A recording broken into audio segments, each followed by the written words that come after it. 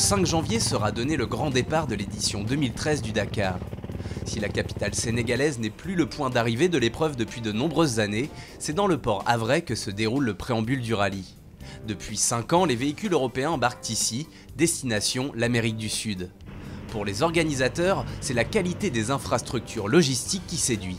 C'est vrai qu'on a l'ensemble des outils qui nous sont nécessaires pour faire une grosse opération logistique. Je rappelle qu'on va embarquer 650 véhicules neufs, donc il faut en prendre le plus grand soin. Et donc voilà, ici on a encore une fois, historiquement, parce que le Dakar part depuis très longtemps ici, ou arrive ici, au retour d'Afrique, et donc on a vraiment de très bonnes conditions d'organisation. Le prochain Dakar, il partira le 5 janvier de Lima. Lima, c'est la capitale du Pérou. Il va traverser une partie du sud Pérou, rentrer au Chili, basculer côté argentin, et ensuite revenir au Chili pour terminer à Santiago du Chili le 20 janvier prochain.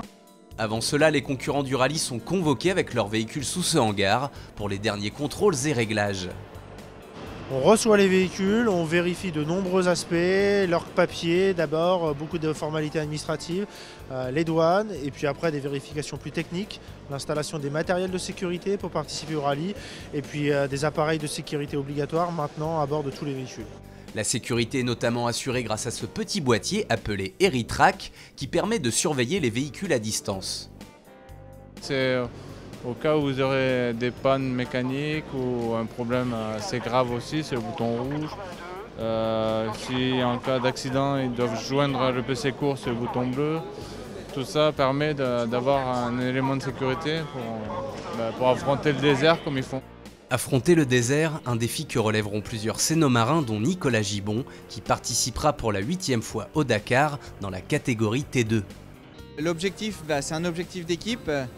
L'objectif, il est de faire le doublé dans la catégorie T2, donc 1 et 2. Il y a malheureusement une préférence pour mon coéquipier japonais Jun Mitsuhashi, parce que l'écurie est japonaise. Maintenant, on espère faire dans le top 20, ce serait bien. Arrivée prévue le 20 janvier prochain, avec pourquoi pas un haut normand en haut du classement.